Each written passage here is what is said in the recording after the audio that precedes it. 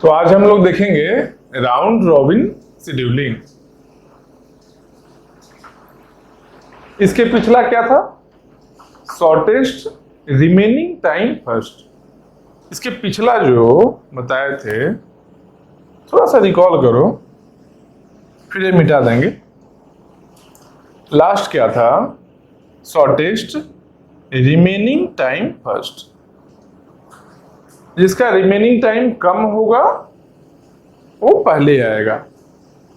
और हर एक unit time interval में देखेंगे कि उस यूनिट टाइम इंटरवल पर उस पर्टिकुलर इंस्टेंट जो हम लोग गेंट चार्ट जो बनाएंगे 0 से स्टार्ट होगा, फिर 1 पर 0 पर चेक करेंगे। सबसे मिनिमम रिमेनिंग टाइम कौन है? रिमेनिंग टाइम 0 पर क्या है? बर्स्ट टाइम जो मिनिमम हो। फिर वो 1 पर देखेंगे, फिर उसके बाद 2 पर देखेंगे, फिर 3 पर देखेंगे। यही था ना, हर एक यूनिट टाइम के बाद हम लोग चेक कर रहे थे। और जो मिनिमम रिमेनिंग टाइम होगा उसको एग्जीक्यूट करवाएंगे। कब तक ये हर एक यूनिट टाइम इंटरवल में चेक करेंगे? जब तक कि कब तक चेक करना है? ईच यूनिट टाइम इंटरवल के बाद, टिल ऑल प्रोसेस अराइव्ड, जब तक कि सब प्रोसेस का अराइवल हो न जाए। जब एक बार अराइवल हो गया सब प्रोसेस का, उसके बाद जो रिमेनिंग टाइम है उसको as a burst time treat करके कंटिन्यू कर देंगे। फिर यूनिट टाइम के पर चेक नहीं करना होगा। उसके बाद प्रीइम्पशन नहीं होगा किसी का। जब सबका अराइवल हो चुका सिस्टम में किसी पर्टिकुलर टाइम, मान लो टी टाइम पर, अगर सब प्रोसेस का अराइवल हो चुका है तो उसके बाद प्रीइम्पशन नहीं होगा। क्यों नहीं होगा? क्योंकि अब तो सब प्रोसेस आ चुका है ना। उसके बाद जो छोटा है उसको जब हम शेड्यूल किए, यहाँ पर देखिए शॉर्टेस्ट रिमेनिंग टाइम फर्स्ट, जो शॉर्टेस्ट है उसी को यहाँ शेड्यूल किए हैं। जब शॉर्टेस्ट वाले को जब शेड्यूल किए यहाँ पर हम लोग, उसमें क्या हुआ? शॉर्टेस्ट है जो थोड़ा टाइम एग्जीक्यूट करने के बाद वो तो और भी छोटा ही हुआ ना।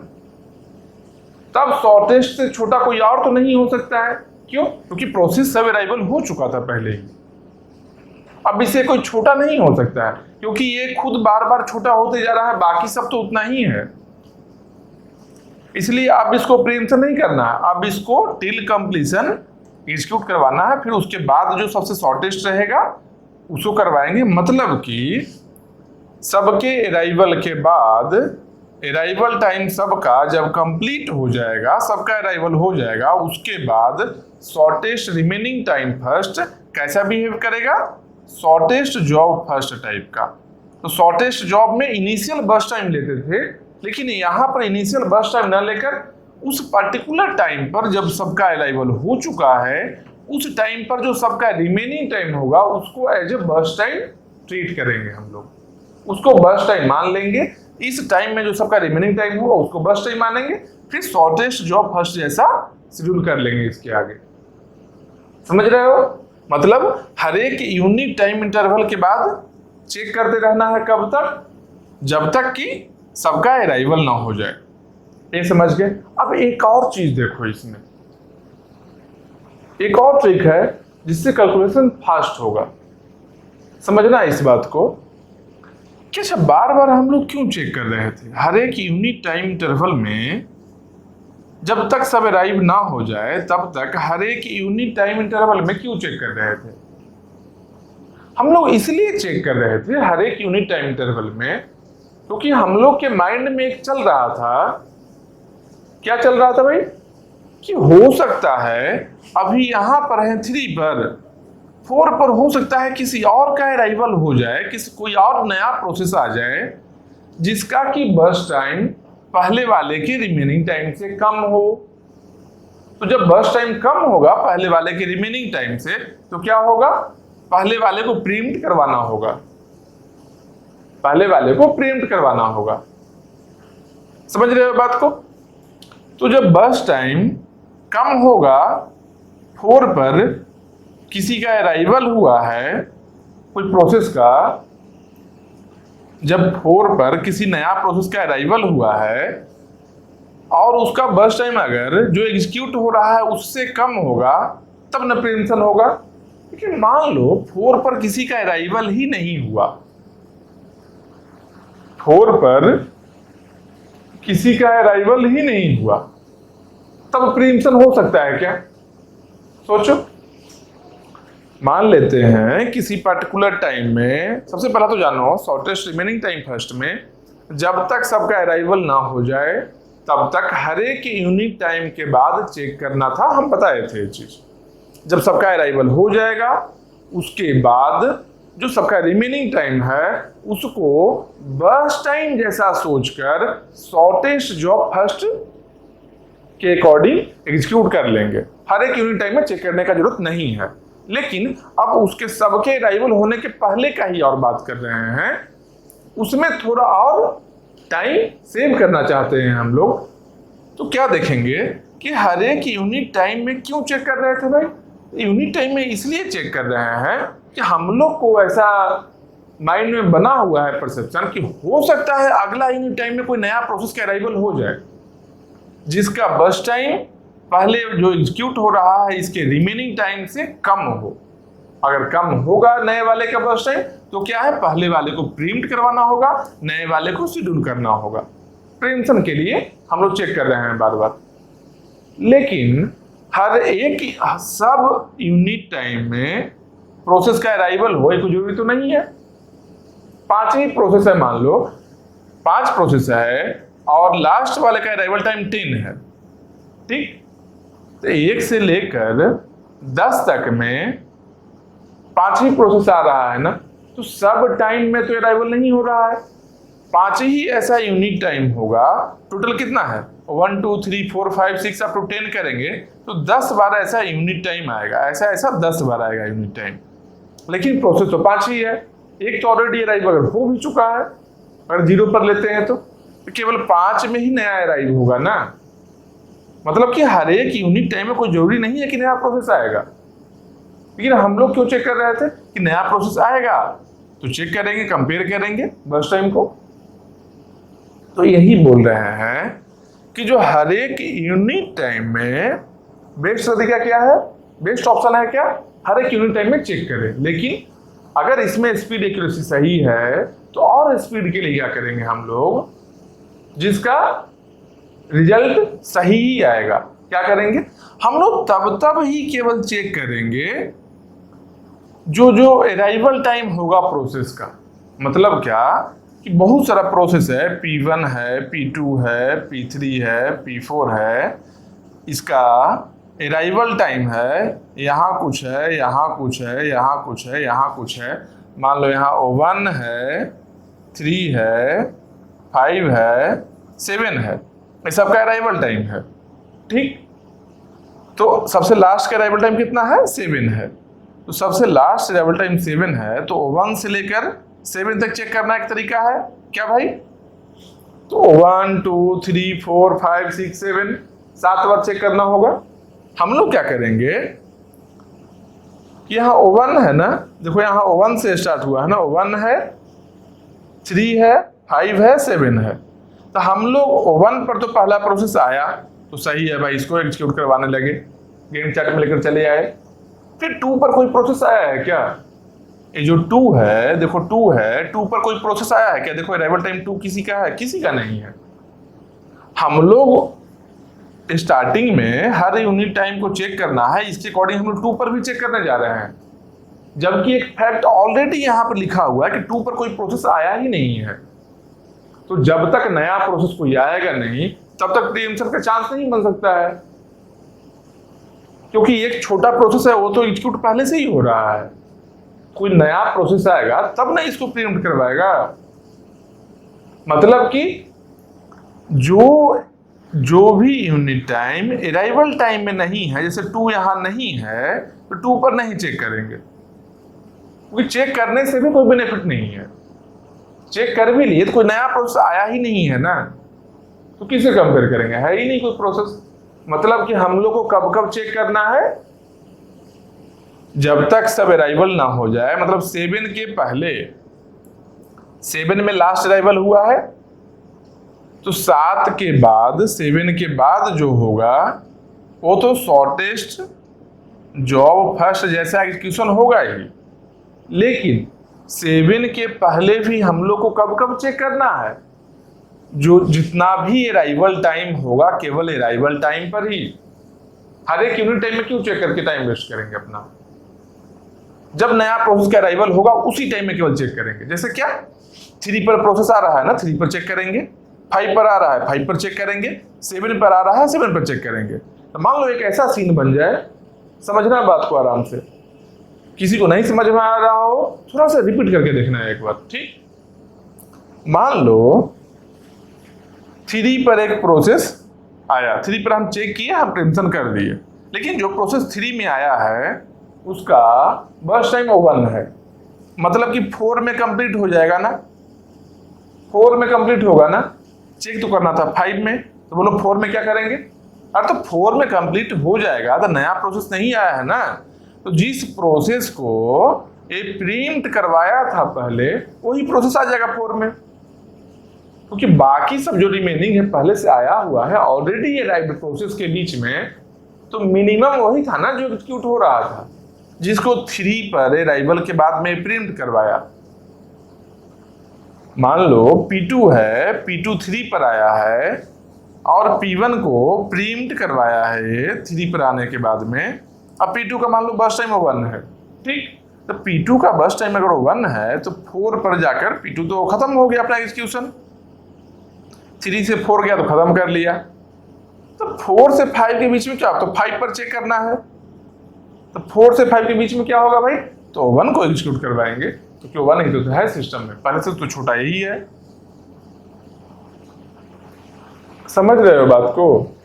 इस तरीके से करना कि जो चेक करना है, जो लास्ट अराइवल टाइम है, इस टाइम इसके जस्ट आगे यहां से स्टार्टिंग 0 से लेकर यहां तक हम लोग को कब कब चेक करना है, जब जब अराइवल टाइम किसी प्रोसेस का रहे,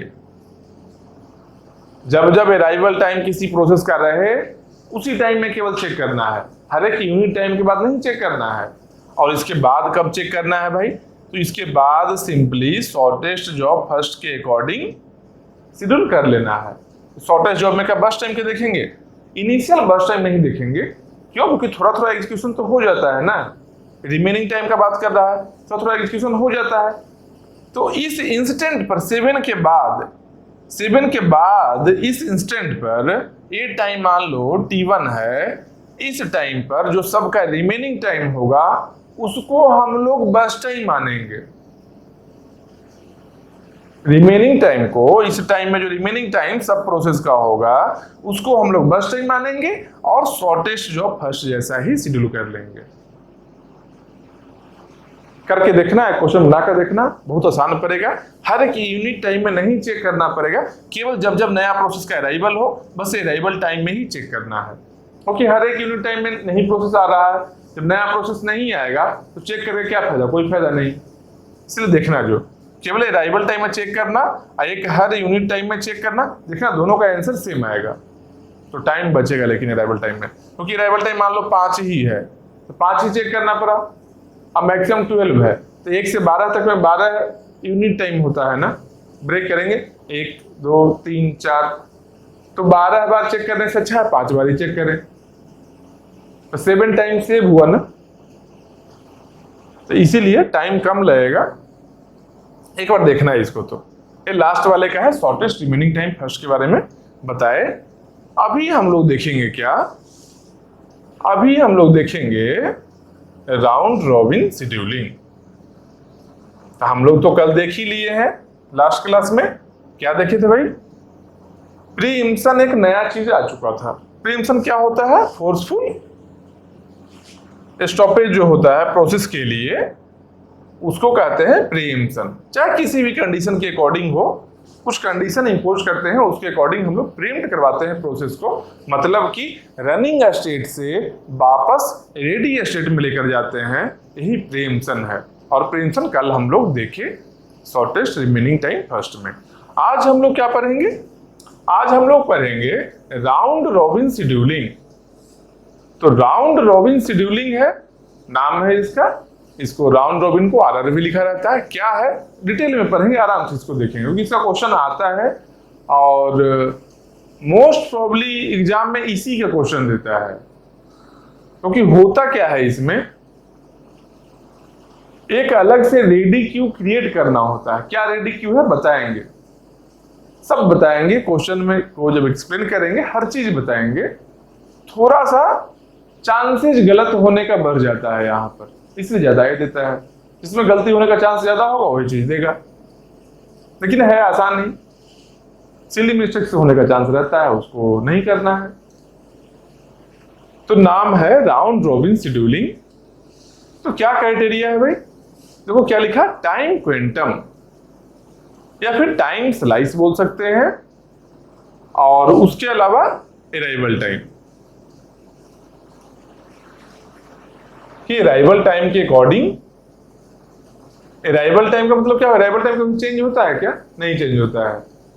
तो अराइवल टाइम के अकॉर्डिंग शेड्यूल करेंगे हम लोग, लेकिन टाइम क्वांटम के लिए ही रन करवाएंगे, टाइम क्वांटम के लिए ही रन करवाएंगे। और टाइम क्वांटम है क्या चीज भाई, तो देखो टाइम क्वांटम है टाइम स्लाइस। मतलब क्या, हम बोल रहे हैं कि टाइम क्वांटम इक्वल टू 5। इसका मतलब क्या हुआ, जब भी कोई चीज को, किसी प्रोसेस को हम एग्जीक्यूट करवाना स्टार्ट करते हैं तो 5 यूनिट टाइम के लिए एग्जीक्यूट करवा के उसको रोक देते हैं। तो उसके बाद क्या करेंगे भाई, जब रोक दिए थे फिर नया प्रोसेस को ले आएंगे, फिर 5 यूनिट टाइम, मैक्सिमम 5 यूनिट है, 5 यूनिट टाइम इसको एग्जीक्यूट करवा के इसको भी रोकेंगे। फिर उसके बाद प्रोसेस आए जिसका कि बर्स्ट टाइम 3 ही है, 3 है। तो बर्स्ट टाइम 3 है तो हम लोग 5 के लिए एग्जीक्यूट करवाएंगे, नहीं करवाएंगे। जब बर्स्ट टाइम ही 3 है तो 5 के लिए क्यों करवाएंगे। 5 मैक्सिमम लिमिट है, टाइम क्वांटम है जो मैक्सिमम लिमिट है कि एक प्रोसेस रनिंग स्टेट में मैक्सिमम कंटिन्यूअसली टाइम क्वांटम के बराबर रह सकता है। कम रहे कोई दिक्कत नहीं है, टाइम क्वांटम से कम रह सकता है। कम किस केस में रहेगा भाई, बर्स्ट टाइम ही कम है, बर्स्ट टाइम मान लो 2 है, तो बर्स्ट टाइम 2 है तो 5 तक क्यों रहेगा, 2 में कंप्लीट करके चला जाएगा ना। रनिंग स्टेट में जब कोई प्रोसेस आया है उसका एग्जीक्यूशन अगर हो जाएगा तब वो रुक नहीं सकता है वहां पर, तब वो टर्मिनेशन स्टेट या कंप्लीशन स्टेट में जाएगा ही जाएगा, रनिंग से मूव कर जाएगा वो अगर कंप्लीट हो गया तो। लेकिन टाइम क्वांटम क्या बोल रहा है यहाँ पर, राउंड रॉबिन में ये क्या बोल रहा है कि मैक्सिमम कंटिन्यूअसली टाइम क्वांटम के टाइम के बराबर ही कोई प्रोसेस रनिंग स्टेट में एग्जीक्यूशन कर सकता है।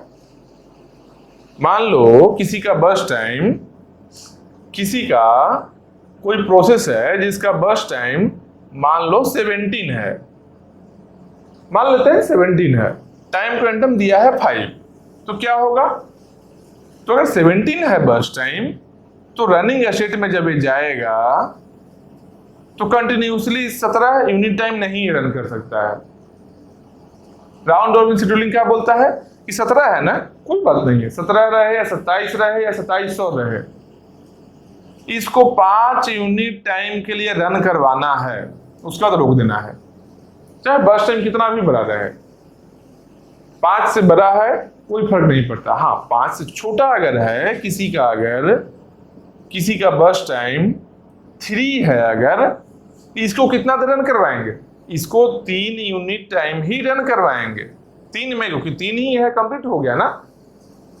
अगर टाइम क्वांटम से ज्यादा होगा तब मैक्सिमम टाइम क्वांटम के बराबर रन करवा के स्टॉप करेंगे, कम होगा तो अपने आप स्टॉप हो जाएगा, कोई और प्रोसेस आएगा फिर। बस इसी बात को यहाँ फ्लोचार्ट के थ्रू समझाया गया है। तो क्या क्या है भाई यहाँ पर, तो अच्छे से देखो, बहुत आसान चीज है, ढंग से समझना। क्या है, रेडी स्टेट है। रेडी स्टेट में क्या होता था, न्यू स्टेट से new process long term scheduler नया नया प्रोसेस को लाता था, कहां पर, लॉन्ग टर्म शेड्यूलर नया नया प्रोसेस को रेडी स्टेट में लाता था, याद है ना प्रोसेस स्टेट डायग्राम में। तो रेडी स्टेट में नया नया प्रोसेस आया। अब रेडी स्टेट से शॉर्ट टर्म शेड्यूलर है जो क्या करेगा, एक प्रोसेस को सिलेक्ट करेगा। देखो select a process, ready state से शॉर्ट टर्म शेड्यूलर है जो एक प्रोसेस को सिलेक्ट करेगा कि किसको रनिंग स्टेट में सेंड करना है। तो क्या है, सिलेक्ट अ प्रोसेस, मतलब एक प्रोसेस को सिलेक्ट करेगा। अब ये सिलेक्ट कर लिया मान लो किसी एक प्रोसेस को, सही बात है, चलो सिलेक्ट कर लिया। अब क्या देखना है यहां पर कि burst time less than equal to time quantum है कि नहीं। टाइम क्वांटम क्या है, टाइम क्वांटम एक टाइम है। टाइम क्वांटम एक टाइम है जो मैक्सिमम उतना टाइम तक कंटिन्यूअसली रनिंग स्टेट में एक प्रोसेस रह सकता है। मैक्सिमम लिमिट है वो किसी प्रोसेस के लिए कि उतना टाइम तक, टाइम क्वांटम के बराबर तक वो रनिंग स्टेट में कोई प्रोसेस रह सकता है, वही टाइम क्वांटम है। बर्स्ट टाइम क्या है, जो अपना प्रोसेस का बर्स्ट टाइम होता है या सीपीयू टाइम होता है, यही बर्स्ट टाइम है। तो क्या कह रहा है, यहाँ कंपेयर कर रहा है, पहले रेडी स्टेट में नया प्रोसेस आया, उसके बाद में इसमें से एक प्रोसेस को सिलेक्ट किया गया, क्योंकि शेड्यूलिंग तो करना ही है ना, रेडी स्टेट से रनिंग स्टेट में तो जाना है प्रोसेस को, तभी तो एग्जीक्यूशन होगा वहां पर। रनिंग स्टेट में प्रोसेसर है तो कितना जाएगा एक बार में, कितना प्रोसेस, एक ही प्रोसेस जाएगा। वही कर रहा है कि शॉर्ट टर्म शेड्यूलर है जो शेड्यूल करके एक प्रोसेस को सिलेक्ट किया, कहां पर ले जाने के लिए, रनिंग स्टेट में ले जाने के लिए। जब रनिंग स्टेट में ले जाने के लिए किया तो क्या हुआ, यहां पर उस प्रोसेस का बर्स्ट टाइम को टाइम क्वांटम से कंपेयर किया गया। तो कंपेयर करेंगे तो दो चीज होगा, या कंडीशन क्या है, burst time less than equal to time quantum. अब दो ही चीज हो सकता है, या तो यस होगा या नो होगा, ट्रू होगा या फॉल्स होगा। तो अगर ये कंडीशन सही है, यस है, मतलब यस मतलब क्या, burst time less than equal to time quantum, कि प्रोसेस का बर्स्ट टाइम है जो टाइम क्वांटम से या तो छोटा है या तो उसके बराबर है। जैसे यहां पर टाइम क्वांटम 5 लिखे थे, तो या तो प्रोसेस का बर्स्ट टाइम 5 है या 5 से छोटा है। तब क्या बोले यहां पर कि 5 रहे या 5 से छोटा रहे, तब वो प्रोसेस कंप्लीट कर लेगा अपना एग्जीक्यूशन, क्योंकि कंटिन्यूअसली 5 यूनिट टाइम तो रन कर ही सकता है। बस यही चीज यहां भी है कि burst time less than equal to time quantum अगर है, अगर बर्स्ट टाइम छोटा या फिर टाइम क्वांटम के बराबर है, अगर यस है ये चीज, सही है ये चीज, तब क्या होगा, execute the process for its burst time, मतलब कि उस प्रोसेस को एग्जीक्यूट कर देना है उसके बर्स्ट टाइम के लिए। क्यों, बीच में क्यों नहीं रोकना है, क्योंकि टाइम क्वांटम से छोटा है बर्स्ट टाइम, या तो छोटा है या तो बराबर है, टाइम क्वांटम से बड़ा नहीं है। तो सिस्टम क्या बोल रहा है, सिस्टम बोल रहा है कि इतना मैक्सिमम टाइम तक तो कंटिन्यूअसली एग्जीक्यूट कर ही सकता है प्रोसेस, अलाउ किए हुए हैं कि टाइम क्वांटम के बराबर तक एक प्रोसेस कंटिन्यूअसली रनिंग स्टेट में एग्जीक्यूशन कर सकता है अपना। तो क्या हुआ, बर्स्ट टाइम या तो छोटा है या तो बराबर है टाइम क्वांटम से, उस केस में यस है अगर, तो execute the process for its burst time, process को एग्जीक्यूट कर दिए बर्स्ट टाइम के लिए। मतलब कि बर्स्ट टाइम के लिए एग्जीक्यूट करने से क्या होता है, प्रोसेस अपना बर्स्ट टाइम खत्म हो गया उसका, जब ये कंप्लीट हो जाएगा वो अपना एग्जीक्यूशन कंप्लीट कर लिया हो, क्योंकि बर्स्ट टाइम तो बताता है कितना देर तक वो सीपीयू में रन करेगा। तो एग्जीक्यूशन उसका कंप्लीट हो गया, उसके बाद क्या हुआ, प्रोसेस कंप्लीशन हो गया, फिर टर्मिनेशन स्टेट में, देखो प्रोसेस कंप्लीशन हो गया फिर टर्मिनेशन स्टेट में चला गया। लेकिन अब एक और भी केस है कि burst time less than equal to time quantum अगर नहीं है, नहीं के केस में क्या होगा, जैसे टाइम क्वांटम अगर 5 है, अब मान लो बर्स्ट टाइम 17 है, ठीक, तो 17 लेस देन 5 है क्या, 17 5 से छोटा है क्या, नहीं है। तो अगर 7 बर्स्ट टाइम ज्यादा है, टाइम क्वांटम 5 है, बर्स्ट टाइम 17 है, टाइम क्वांटम से ज्यादा है बर्स्ट टाइम, इस केस में क्या करेंगे, मतलब कि burst time less than equal to time quantum. देखो बर्स्ट टाइम लिखते हैं कितना 17, टाइम क्वांटम में कितना लिखते हैं 5, तो बर्स्ट टाइम देखो 17, टाइम क्वांटम 5। तो burst time 17 less than equal to 5 है क्या, नहीं, ये तो ग्रेटर है 17, तो नो हो गया। नो के केस में क्या होगा, execute the process for time quantum of time, मतलब कि ये जो 17 इस प्रोसेस का बर्स्ट टाइम है, इस प्रोसेस को एग्जीक्यूट करना है, कितना देर के लिए करना है, तो देखो एग्जीक्यूट द प्रोसेस, एग्जीक्यूट करना है for time quantum of time, जितना टाइम क्वांटम है उतना टाइम के लिए एग्जीक्यूट कर दो, टाइम क्वांटम के लिए एग्जीक्यूट कर दो। मतलब कि अगर 17 था टाइम क्वांटम 5 है, क्या करना है 5 यूनिट इसको एग्जीक्यूट कर दो, क्योंकि मैक्सिमम 5 ही एग्जीक्यूट हो सकता है एक बार में, तो 5 कर दिए। तो 17 में अगर 5 कर दिए मतलब कि 5 माइनस हो गया तो बचा कितना 12 बचा ना, देखो 17 था -5 बराबर 12 बच गया है। बोलो -5 क्यों किए, क्योंकि 5 यूनिट तो ये रन कर चुका है, देखो अभी रन किया था ना, burst time less than equal to जब नो हुआ था, कंडीशन फॉल्स हुआ था, क्या था execute the process for time quantum of time, time quantum के लिए ये एग्जीक्यूट कर दिया, देखो 5 के लिए एग्जीक्यूट कर दिया। उसके बाद क्या है टाइम क्वांटम एक्सपायर्स, अब क्या हुआ टाइम क्वांटम एक्सपायर कर गया है, मतलब कि 5 यूनिट टाइम क्वांटम एग्जीक्यूशन हो गया है। तब क्या होगा उस प्रोसेस का, देखो यहां से एरो आया है, देखो ये देखो ऊपर गया है, ऊपर गया है, रेडी स्टेट में चला गया, तो रनिंग से रेडी स्टेट में गया, इसका मतलब क्या हुआ रनिंग स्टेट से रेडी स्टेट में वापस गया, इसका मतलब क्या हुआ प्रीएम्पशन हो रहा है प्रोसेस का, मतलब प्रीएम्प्ट कर दिया गया हो।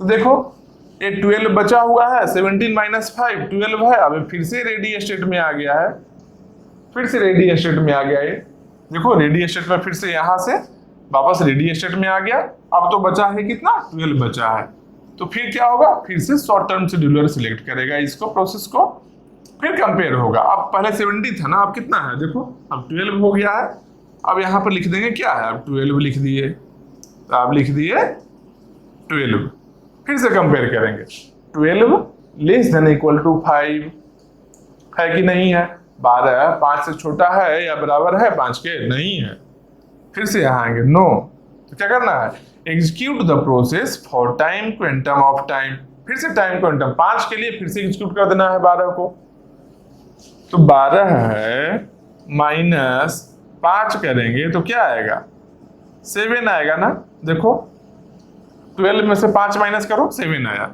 ये 12 है, 12 में से 5 माइनस हुआ -5 इक्वल टू 7 आया, यही आया ना 7 आया, एग्जीक्यूट कर दिया टाइम क्वांटम, फिर क्या है टाइम क्वांटम एक्सपायर हो गया, फिर से वापस अब यहाँ चला आया है रेडी स्टेट में। अब इसका रिमेनिंग टाइम कितना बचा हुआ है, अब केवल 7 ही बचा हुआ है, अब 7 ही बचा हुआ है, फिर यहां सब मिटाकर यहां देखो 7 लिखेंगे, अभी देखते चलो सीक्वेंस ऑर्डर में क्या हो रहा है। जो अभी क्या हुआ, अब इसका बचा है कितना 7 बचा है, फिर 7 को कंपेयर करेंगे 5 से, अभी 7 अभी बर्स्ट टाइम इसका बचा हुआ है ना, फिर इसको कंपेयर करेंगे, 7 5 से छोटा या 5 के बराबर है, नहीं है, फिर से नहीं है, क्या करेंगे नहीं में कहाँ आएंगे, देखो नो में कहाँ आते हैं यहाँ आते हैं, फिर एग्जीक्यूट टाइम क्वांटम के लिए एग्जीक्यूट करना है, तो 7 माइनस 5 किए तो बचा कितना 2 बचा है, फिर से एक बार किए 5 के लिए यहाँ पर तो बच गया 2, फिर से 2 लेकर रेडी स्टेट में चला आया ये, फिर यहां से शेड्यूल हुआ तो यहां आया तो क्या बच गया 2 बच गया केवल, इसको मिटाते हैं, देखो यहां 2 लिखते हैं,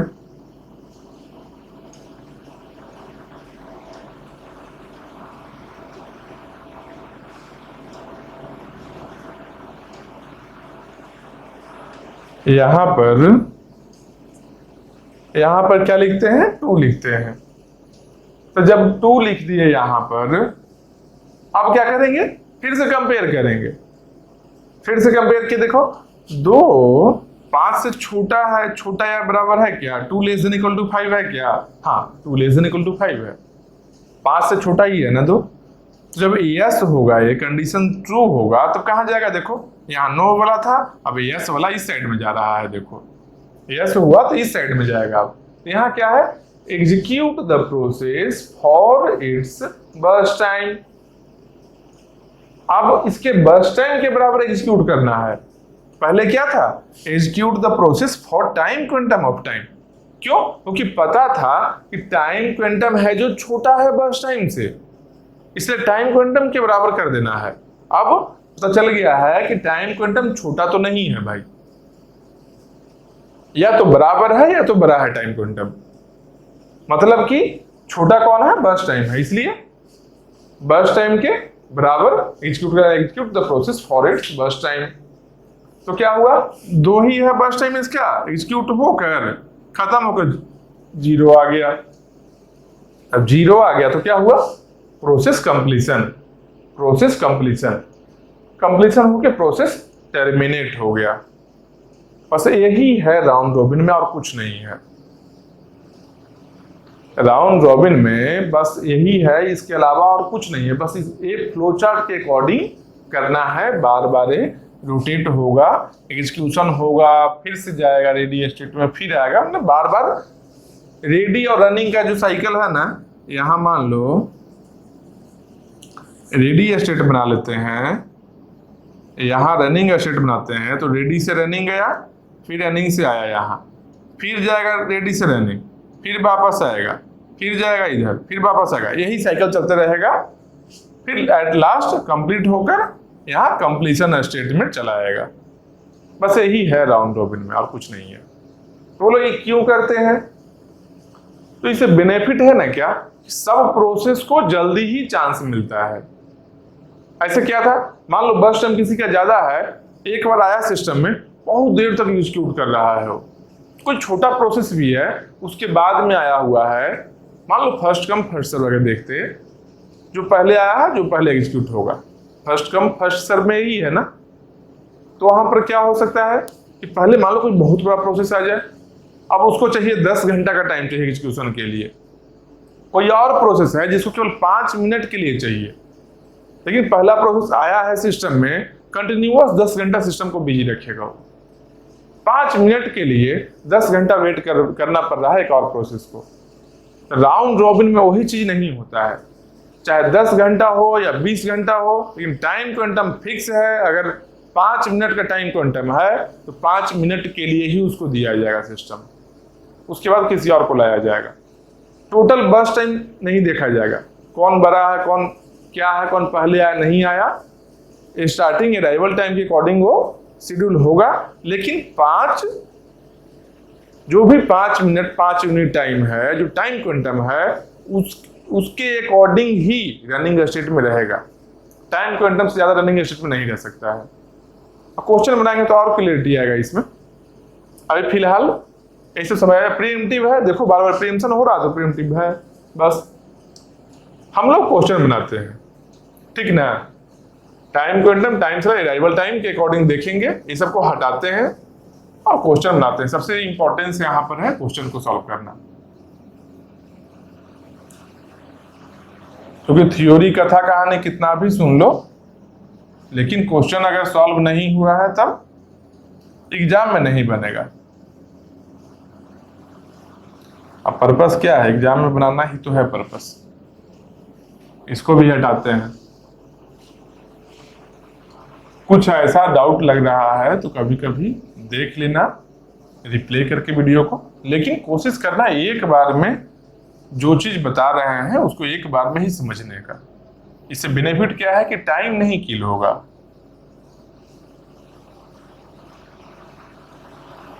टाइम नहीं किल होगा मतलब कि बहुत सही चीज है।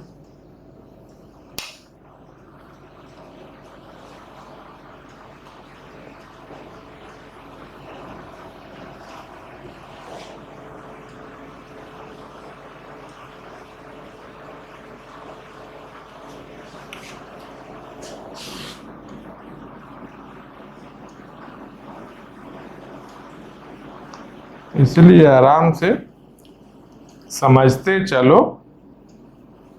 और क्वेश्चन को बनाओ। एक दो क्वेश्चन हम सॉल्व करके बता ही देते हैं कैसे है, तुम लोग और ज्यादा प्रैक्टिस करो क्वेश्चन का।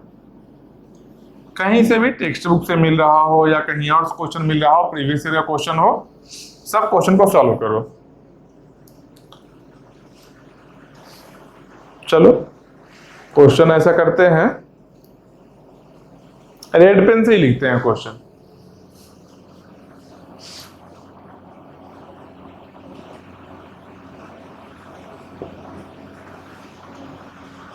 तो क्वेश्चन का फॉर्मेट वही है, टेबल बनाएंगे हम लोग।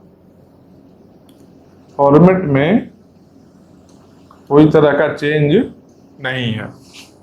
टेबल होगा, टेबल में क्या था, टेबल में था प्रोसेस आईडी, तो प्रोसेस आईडी ये सभी होगा यहां पर भी।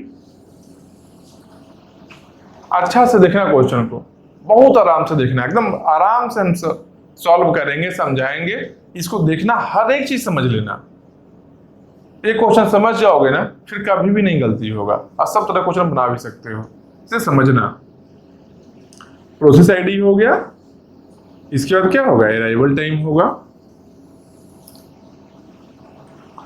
अराइवल टाइम के बाद क्या होगा, बर्स्ट टाइम होगा। बर्स्ट टाइम थोड़ा ज्यादा बड़ा बनाते हैं क्योंकि बार बार बर्स्ट टाइम को चेंज करना होगा, इसीलिए। फिर बर्स्ट टाइम के बाद क्या होता था, कंप्लीशन टाइम होता था, जो गैंट चार्ट से हम लोग को मिलता था। फिर टर्न अराउंड टाइम होता था, फिर वेटिंग टाइम होता था, और इस बार रिस्पॉन्स टाइम भी देखेंगे। क्यों देखेंगे रिस्पॉन्स टाइम? रिस्पॉन्स टाइम क्यों देखेंगे? क्योंकि उस समय बताए थे ना, मल्टीपल टाइम्स अगर प्रोसेस गैंट चार्ट में आ रहा है या रनिंग स्टेट में जा रहा है, मल्टीपल टाइम्स, मतलब कि रनिंग गया, लौट कर रेडी में आया, फिर से रनिंग गया, मल्टीपल टाइम्स जा रहा है, वहां पर रिस्पॉन्स टाइम का इंपॉर्टेंस है।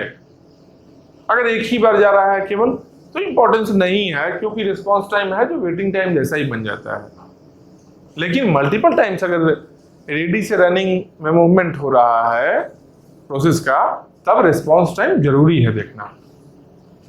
चलो तो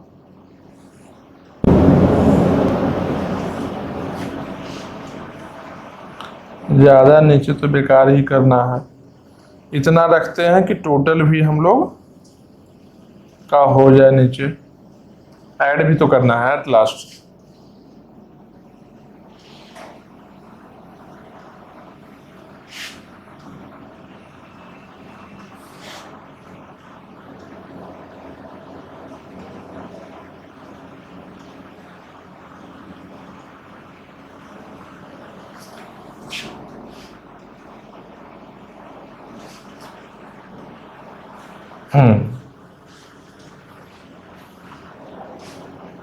process ID, arrival time, burst time, completion time, turn around time, waiting time और रिस्पॉन्स टाइम, जिसमें कि process ID, arrival time, burst time हम लोग को गिवन होता है, याद है ना, up to burst time given होता है।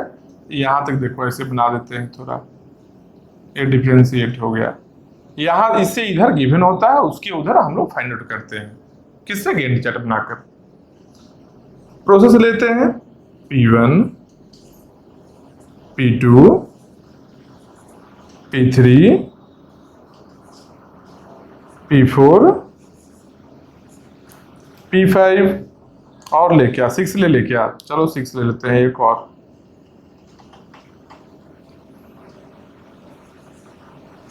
P5, P6,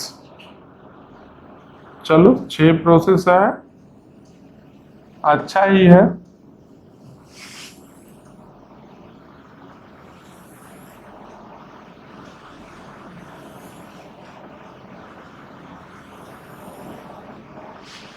चलो ये हो गया प्रोसेस आईडी सबका।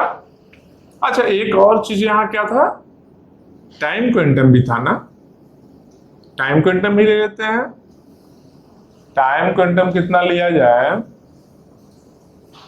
5 यूनिट टाइम ले लेते हैं।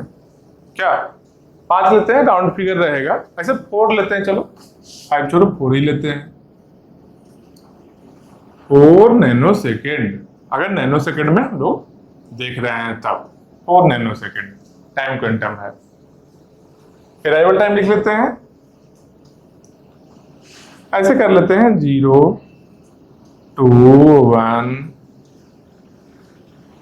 4 3 5 हो गया। अराइवल टाइम हो गया। बर्स्ट टाइम साइड में लिखते हैं क्योंकि चेंज करना होगा हम लोग को। 7 11 16 2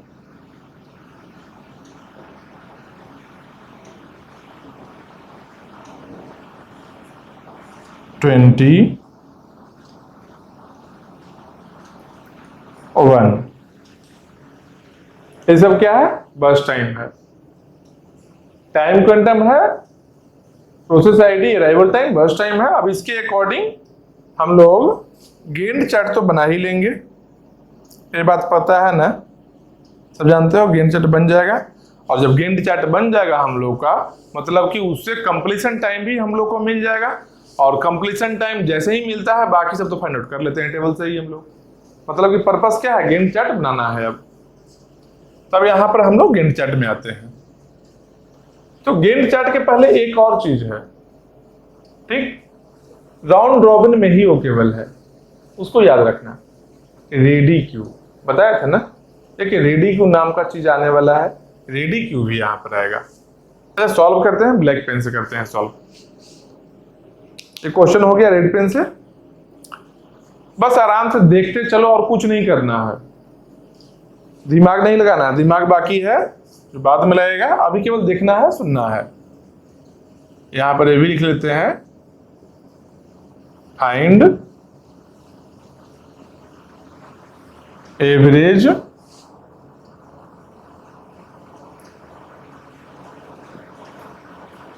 वेटिंग टाइम और एवरेज रिस्पॉन्स टाइम।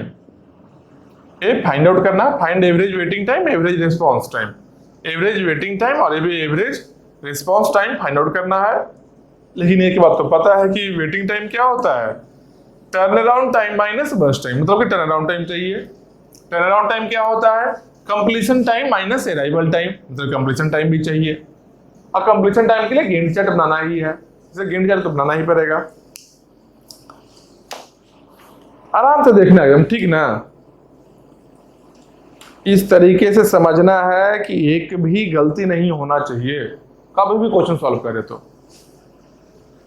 इसमें एक चीज क्या है, एक नया चीज आएगा, रेडी क्यू। एक ही नया चीज है, रेडी क्यू आएगा इसमें, ठीक। उस रेडी क्यू को देखना है और गेंट चार्ट बनाना है। इसके नीचे लिखते हैं यहां पर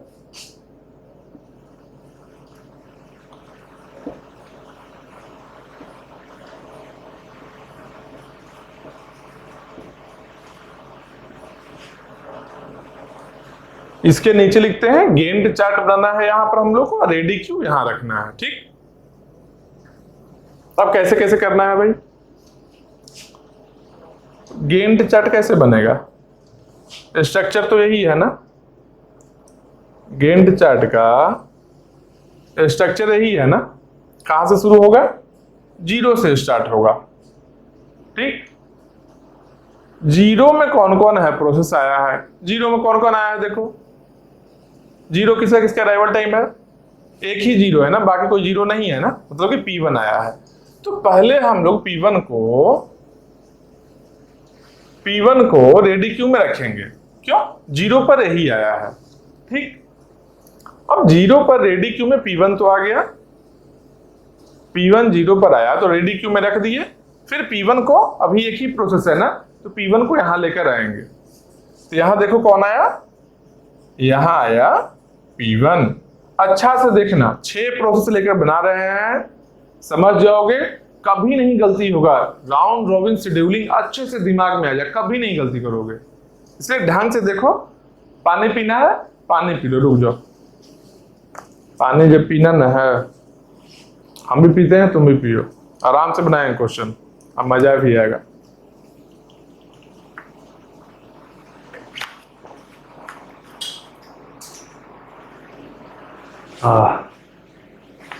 चलो अब आते हैं हम लोग क्वेश्चन पर। आराम से समझो, गलती मत करना। एक ही बार समझना है, एक बार अच्छे से समझेंगे। रेडी क्यू में P1 क्यों आया? क्योंकि हम लोग जीरो टाइम पर जब देखिए, जीरो टाइम में कौन कौन प्रोसेस अवेलेबल है सिस्टम में। रेडी स्टेट में कौन कौन प्रोसेस है। रेडी स्टेट में ही रेडी क्यू बना है। देखो, रेडी स्टेट का ही रेडी क्यू बनाए हुए हैं कि किसी पर्टिकुलर टाइम में रेडी स्टेट में कौन कौन सा प्रोसेस है और किस सीक्वेंस में है। ठीक, तो जीरो पर हम लोग को देखना है। जीरो पर जब हम लोग देखे तो देखो जीरो पर कौन आया है, जीरो में केवल एक ही आया है, P1 ही आया है। ठीक, तो जीरो में जब P1 आया तो जीरो में यहां लिख लिए P1 को। अब देखेंगे P1 का क्या करेंगे। P1 लिखने के बाद में क्या करेंगे, P1 को रन करवाएंगे।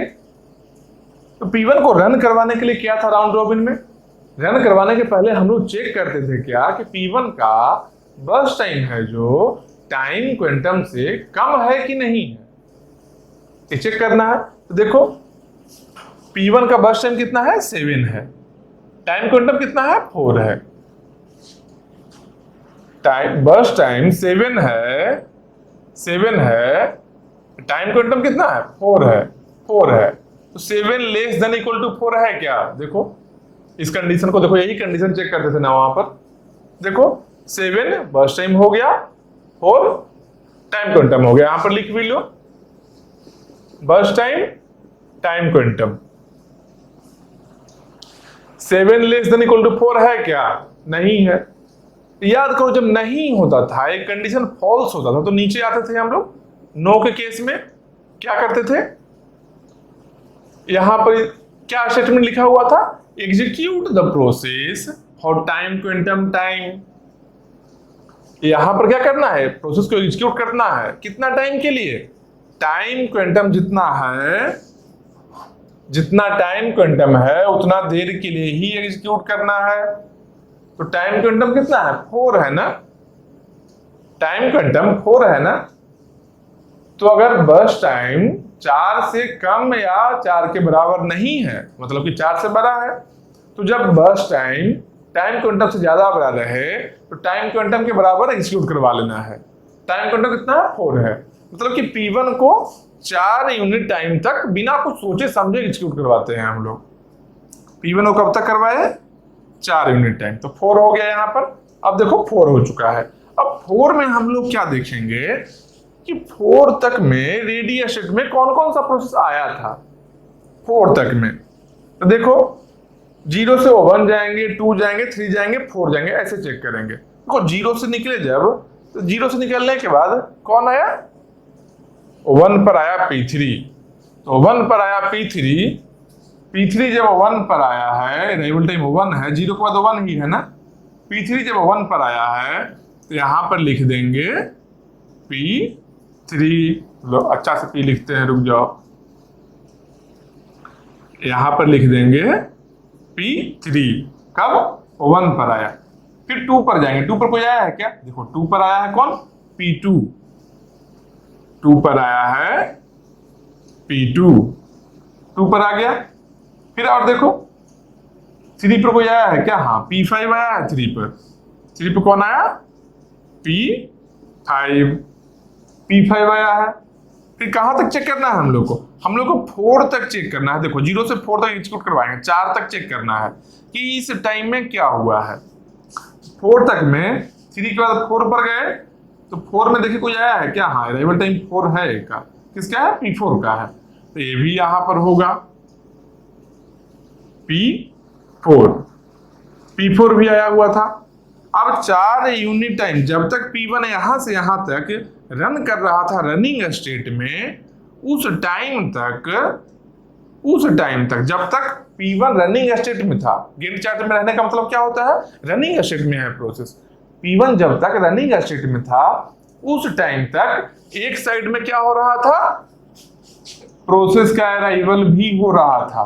जो प्रोसेस का अराइवल हुआ वो प्रोसेस रेडी क्यू में सीक्वेंस में अरेंज होते गया। अरे रनिंग स्टेट में नहीं रन कर रहा है P1, पूरा सिस्टम इसी के पीछे थोड़ा ही है। प्रोसेस स्टेट डायग्राम में क्या क्या है, रेडी स्टेट भी तो है। तो रनिंग स्टेट अपना काम कर रहा है P1 को रन करवाने के लिए, तो रेडी स्टेट में अपना काम तो होगा ना। रेडी स्टेट अपना काम कर रहा है, अराइवल होते जा रहा है, लाइन से लिखते जा रहा है इसको, ये अपना काम कर रहा है। पैरेलल में ये भी काम हो रहा है। तो बोलो हम यहाँ पर 4 लिख दिए पहले, फिर क्यों लिखे, सिस्टम में ऐसे नहीं हो रहा। सिस्टम में क्या है, इधर 0 से 1 गया, ये अपना कर रहा है। 1 में जैसे ही आया P3 को यहाँ लिख लिया है। फिर यहाँ से 1 से 2 गया, 2 में कौन आया, P2 आया, P2 को लिख लिया है। पैरेलल में लिखते चल रहा है वो, लेकिन पैरेलल में लिख रहा था। हम क्या किए, पहले इसको लिख लिए, फिर लाइन से इसको लिखे, लेकिन छोड़े नहीं, हम भी लिखे इसको भी। क्योंकि रनिंग स्टेट में अगर एक चीज हो रहा है एग्जीक्यूशन, तो रेडी स्टेट में रेडी क्यू भी तो मेंटेन हो रहा है, इसीलिए।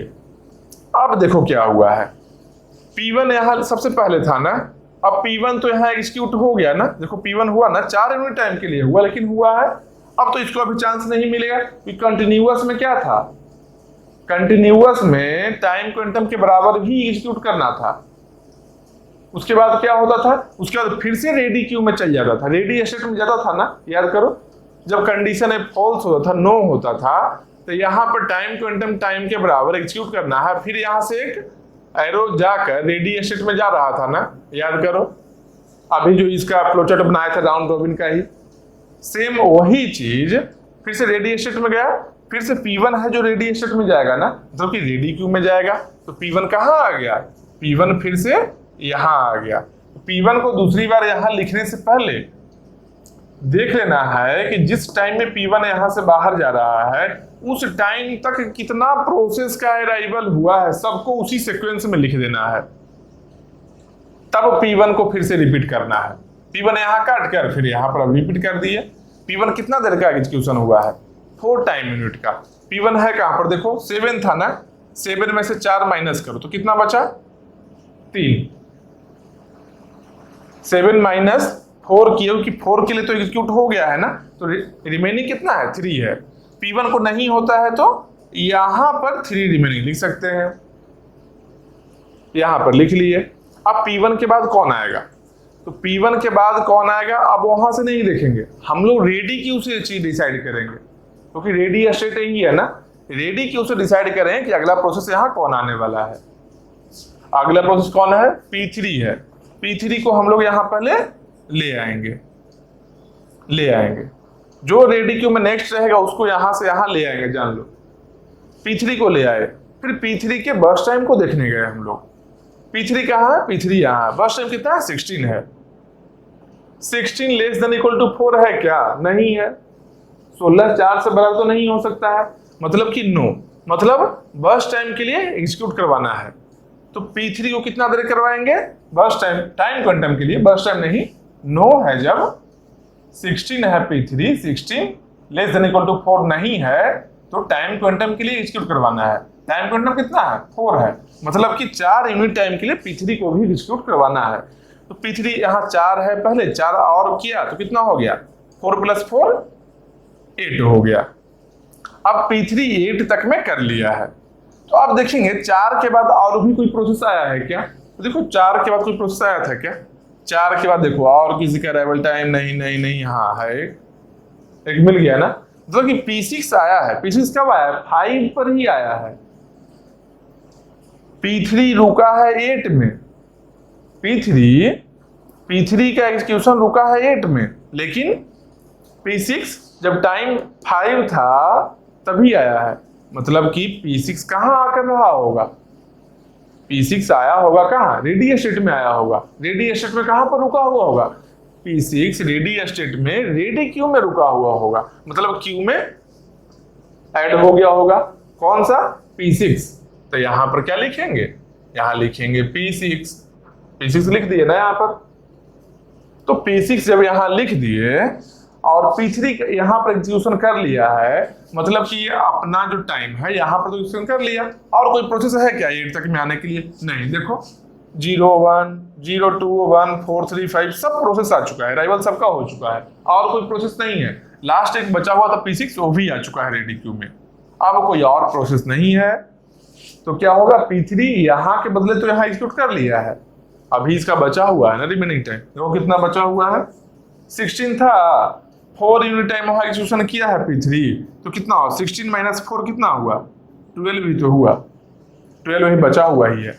P3 कंप्लीट नहीं हुआ है अभी, तो कंप्लीट जो नहीं होगा, जो कहाँ होगा, फिर से रेडी स्टेट में जाएगा ना। तो रेडी स्टेट में जाने का मतलब क्या है कि रेडी क्यू में जाना, मतलब कि P3 फिर से यहां से सबसे पीछे गया, कहाँ गया, यहां पर आया P3, मतलब कि P3 फिर से वहां गया एक बार यहां से हटकर, तो P3 वहां गया। रिमेनिंग टाइम कितना P3 का है, देखो P3 का बर्स्ट टाइम कितना बचा हुआ है, 12 बचा हुआ है, तो यहां पर लिख देंगे क्या, 12। P3 का यहां पर लिख देंगे 12, यहां पर P1 के लिए 3 है बचा हुआ। अब क्या करेंगे, तो इसके बाद क्या करते थे हम लोग, प्रीएम्पशन के बाद क्या करते थे, रेडी क्यू का सीक्वेंस के अकॉर्डिंग ही यहां प्रोसेस को लेकर आते थे। फिर से रेडी क्यू में जाएंगे, तो रेडी क्यू में क्या है भाई, इसके बाद में क्या है, P2 है ना, बस P2 यहां लिख दिए। P2 का देखेंगे बर्स्ट टाइम कितना है, P2 का बर्स्ट टाइम कितना है, 11 है। 11 लेस देन इक्वल टू 4 है क्या, नहीं है। नहीं में क्या होगा, टाइम क्वांटम के लिए एग्जीक्यूट करना है, तो P2 को टाइम क्वांटम के लिए एग्जीक्यूट करवाते हैं। कितना टाइम क्वांटम है, 4 है। 8 प्लस 4 कितना हुआ, 12 हुआ। तो 4 यूनिट टाइम के लिए P2 को करवाया एग्जीक्यूट, यहां पर 4 कम कर देते हैं इसके बर्स्ट टाइम से रिमेनिंग टाइम में, 4 कम हुआ तो कितना हो गया, 7 7 और बच चुका है, ठीक, P2 का। अब देखो 12 तक 8 से 12 के बीच में कोई नया प्रोसेस आया है क्या, कोई नहीं आया। देखो 8 से 12 के बीच में अराइवल टाइम किसी का भी नहीं है, सब तो आ चुका था पहले ही, कोई आने का बचा नहीं है। तो क्या करेंगे, P2 को फिर से कहां ले जाएंगे, यहां से रेडी स्टेट में ले जाएंगे, मतलब कि रेडी क्यू में लेकर आए। P2 यहां से लास्ट पहुंच गया, फिर से इसको कट कर दिए और यहां पर क्या ले आए, यहां पर ले आए P2 फिर से आ गया है। जो इसका रिमेनिंग टाइम P2 का कितना है, P2 का रिमेनिंग टाइम कितना है, 7 है, तो यहां लिख लिए, यहां P2 के ऊपर में 7 लिख लिए। अब कौन है, P5 आया, P5 को यहां से यहां लेकर आएंगे, P5 को लेकर आए। P5 है कितना भाई, P5 कितना है, 20 है। 20 लेस देन इक्वल टू 4 है क्या, नहीं है। तो टाइम क्वांटम के बराबर एग्जीक्यूट करवाना है, किसको, P5 को। तो टाइम क्वांटम के बराबर कितना, टाइम क्वांटम कितना है, 4 है, तो 12 प्लस 4 कितना हो गया, 16 हो गया।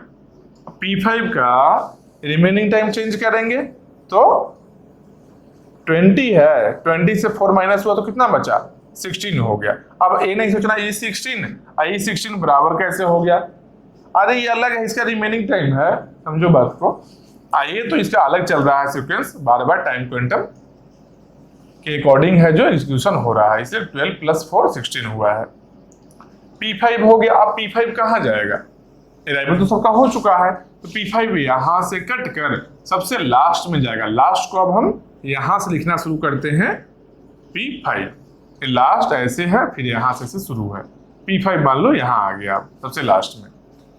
फिर उसके बाद कौन है, P5 का रिमेनिंग कितना है, P5 का रिमेनिंग कितना है, 16 है, तो यहां लिख लेते हैं 16, यहां लिख रहे हैं क्योंकि डायरेक्ट यहां से ही काम हो जाएगा, फिर इधर टेबल में हम लोग को नहीं आना पड़ेगा। P5 के बाद कौन है, P4 है, P4 को यहां लेकर आएंगे, P4 को यहां लेकर आए। P4 का टाइम कितना है, बर्स्ट टाइम 2 है, 2 लेस देन इक्वल टू 4 है क्या? आप देखो यहां नोटिस करो, P4 है, इसमें 2 है, बर्स्ट टाइम 2 है, तो 2 लेस देन 4 है क्या? देखो 2 लेस देन इक्वल टू 4, सही बात है भाई, है। मतलब कि यहां पर क्या हो गया, यहां पर यस हो गया, 2 है जो 4 से छोटा है, 2 लेस देन इक्वल टू 4 है क्या? हाँ है। अगर यस रहने पर क्या होता था, execute the process for its burst time. जो प्रोसेस का बर्स्ट टाइम टाइम क्वांटम से छोटा या उसके बराबर हो, उस प्रोसेस को उसके बर्स्ट टाइम के बराबर टाइम एग्जीक्यूट कर देना है। इसका बर्स्ट टाइम कितना है, P4 का देख रहे थे ना, तो P4 का बर्स्ट टाइम कितना है, 2 है। इसको इसके बर्स्ट टाइम के लिए करना है, क्योंकि 2 ही है ना। मैक्सिमम 4 नैनो सेकेंड के लिए, मैक्सिमम 4 यूनिट टाइम के लिए हम लोग एग्जीक्यूट कर सकते हैं। P4 बोल रहा है क्या, हम 2 में ही खत्म हो जाएंगे, कंप्लीट हो जाएंगे, कम में हो जाएगा और अच्छा है। बात वही है ना, घर में तुम पापा से पैसा मांग रहे हो क्या, जो बोले कुछ काम है, पेन लेना है, पैसा दीजिए, तुमको मिला 50 रुपया, तुम क्या बोल रहे हो, मैक्सिमम 50 रुपये पेन के लिए दे सकते हैं, वो फिक्स किए हुए हैं। तुम क्या बोले हो, 50 नहीं 20 में ही हो जाएगा, और अच्छा है 20 में कर लो, 20 ही मिलेगा। बस वही चीज यहाँ पर है, मैक्सिमम 4 यूनिट एग्जीक्यूट कर सकता है, लेकिन 2 ही चाहिए, तो 2 में ही खुश है, 2 में एग्जीक्यूशन से कंप्लीट करवा दिया। मतलब कि P4 2 के लिए किया, तो 16 प्लस 2 कितना हुआ, 16 प्लस 2 18 हो गया।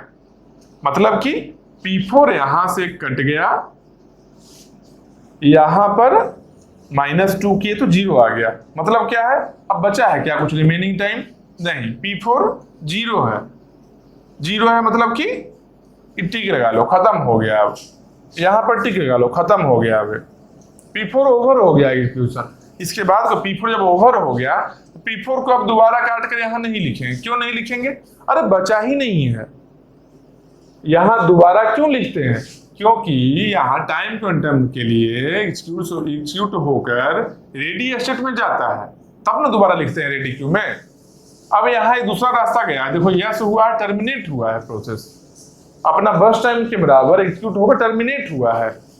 P4 है जो टर्मिनेट हुआ है, कंप्लीट हो चुका है। वो जब कंप्लीट हो गया दोबारा क्यों लिखे, नहीं लिखेंगे दोबारा। तो चलो P4 कंप्लीट हो गया। इसके बाद क्या है भाई, P1 है, ये P1 को यहां ले आते हैं, P1 आ गया यहां पर, तो P1 क्या होगा, P1 का कितना है, देखो रिमेनिंग टाइम 3 है, तो मैक्सिमम टाइम कितना है, टाइम क्वांटम 4 है।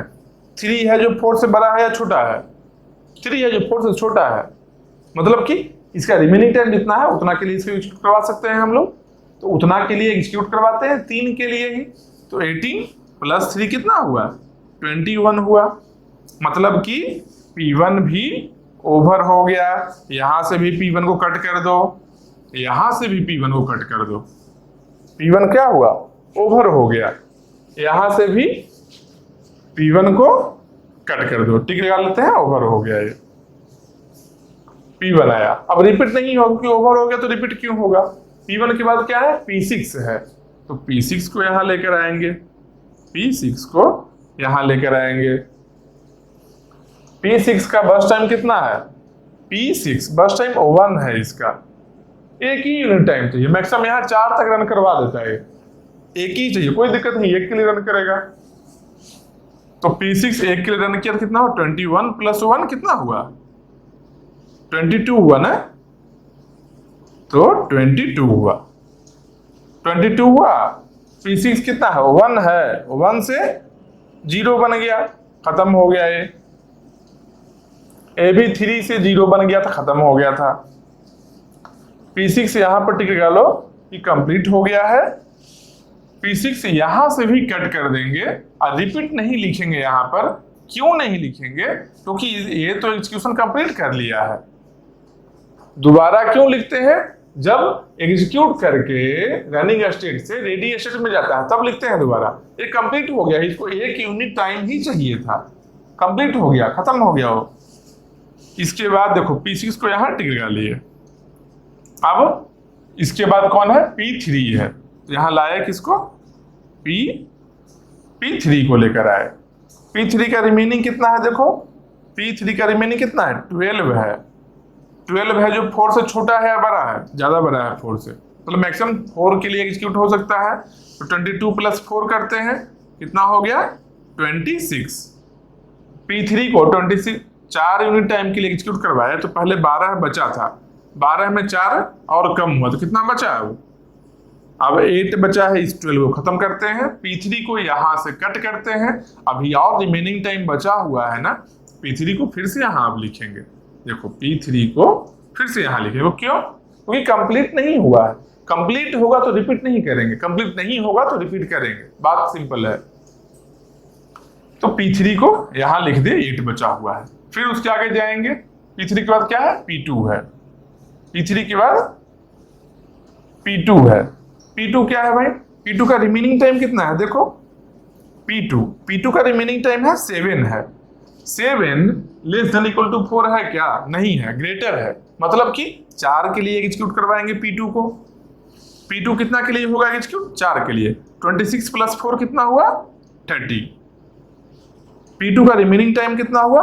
7 पहले था, 4 यूनिट टाइम एग्जीक्यूट कर लिया है, मतलब कि 7 - 4 रिमेनिंग है इसका, अब 3 है। इसको हटा देंगे क्योंकि 2 बार नहीं लिखे रहना है, एक को नए वाले को अपडेट करके लिखना है, पुराने वाले को हटा देना है ताकि कंफ्यूजन ना हो। तो P2 यहाँ आया, लेकिन रिमेनिंग अभी बच रहा है ना, तो यहां से P2 को कट करेंगे, अब P2 को यहां पर रिपीट कर लेंगे। क्योंकि रिपीट इसलिए करना है कि अगर रिपीट नहीं करेंगे ना, अगर रिपीट नहीं करेंगे वहां से यहां लाकर, तो प्रॉब्लम हो सकता है। क्या? एग्जीक्यूशन कंप्लीट नहीं हुआ है, रिमेनिंग टाइम बचा हुआ है, यहां लिखे नहीं है, समझ रहे हो? तो कंप्लीट जब तक ना हो जाए तब तक तो यहां लेकर आएंगे, कंप्लीट हो जाएगा तो रनिंग स्टेट से तब टर्मिनेशन में चला जाएगा वो। तो इसी के लिए P2 यहां फिर से आया। अब इसके बाद देखो कौन है? P5 है। P5 यहां ढूंढो, कहां पर है? देखो P5 यहां पर है। फिर यहां लिखते हैं P5। P5 का टाइम कितना रिमेनिंग है? 16 है। 16 4 से कम है या ज्यादा है? ज्यादा है, तो 4 के लिए एग्जीक्यूट करेगा। तो करवाओ इसको, 30 + 4 34। रिमेनिंग कितना होगा? 16 - 4 हो गया। 16 - 4 कितना हो गया? 12। तो 12 रिमेनिंग है, इसको कट कर दिए।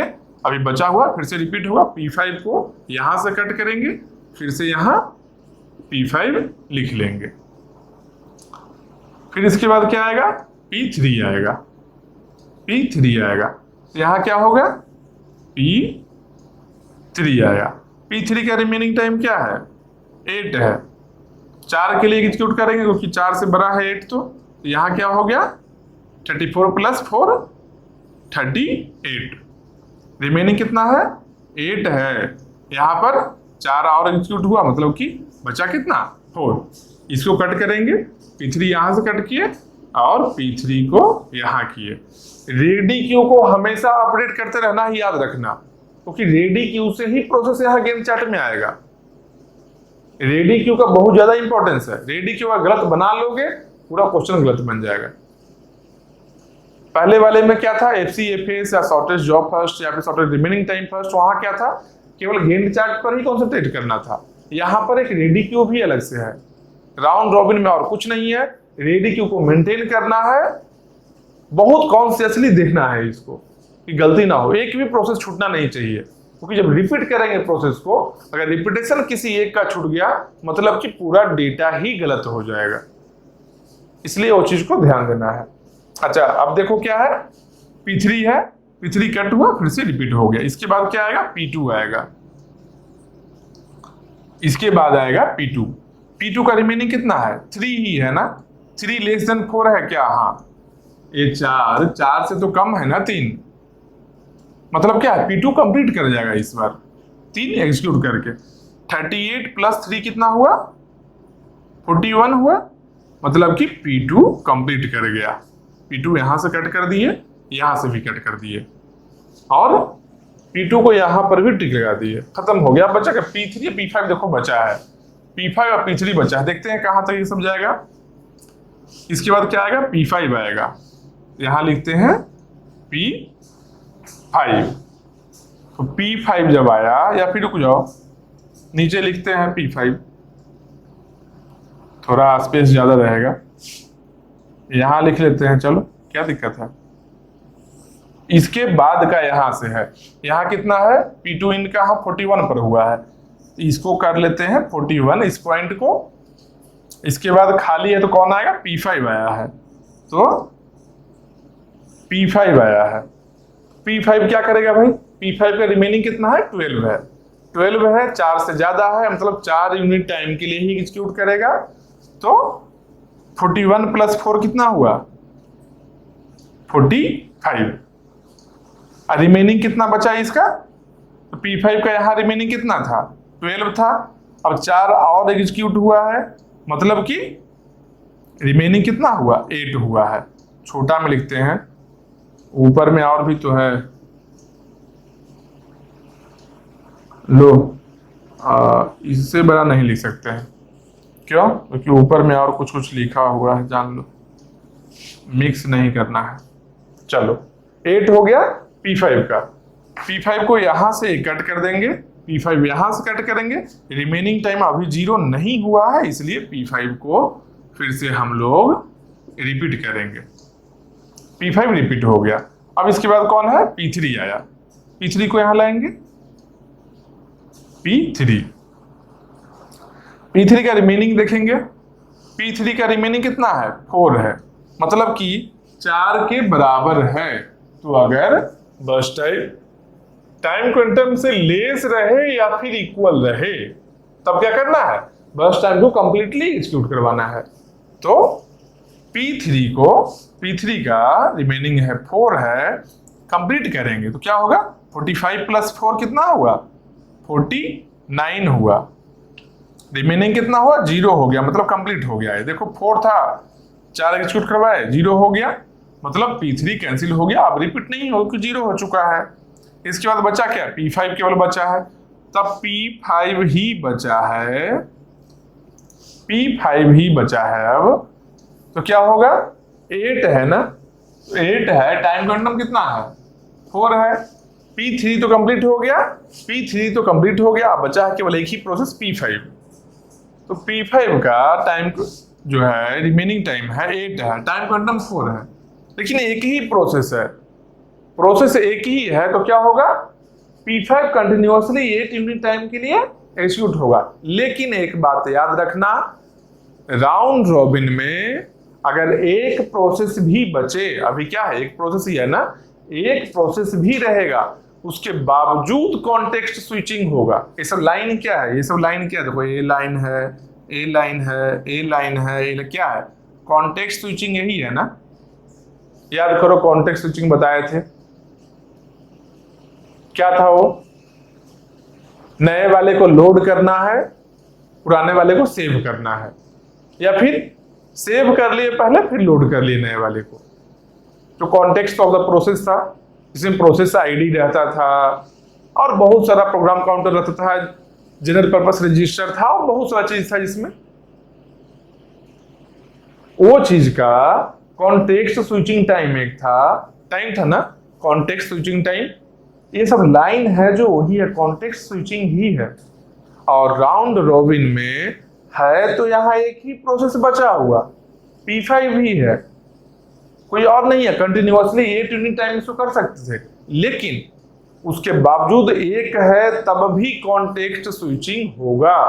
मतलब क्या है, मतलब कि ये 4 यूनिट के लिए 49 प्लस 4, 8 है 4 से ज्यादा है, तो क्या होगा 49 प्लस 4 कितना होगा 53, यहां बनेगा 53 और 8 से बन जाएगा 4, एक कट जाएगा और फिर से यहां पर P5 लिखाएगा एक कट कर, फिर P5 ही यहां आएगा P5 भी, लेकिन ये लाइन रहेगा, ये लाइन है, मतलब कि कॉन्टेक्स्ट स्विचिंग फिर से हुआ। तो अगर कहीं क्वेश्चन पूछ दे कि is context switching possible if there is only one process in the system, तब क्या, yes, in case of round robin scheduling context switching is possible even if only one process is remaining in the system। अगर system में एक process रहेगा तब भी context switching होगा round robin के केस में। तो यहां पर लिख लो, लिख भी लो, context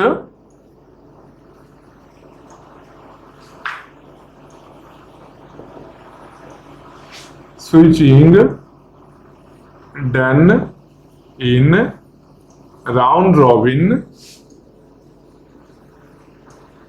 even if only one process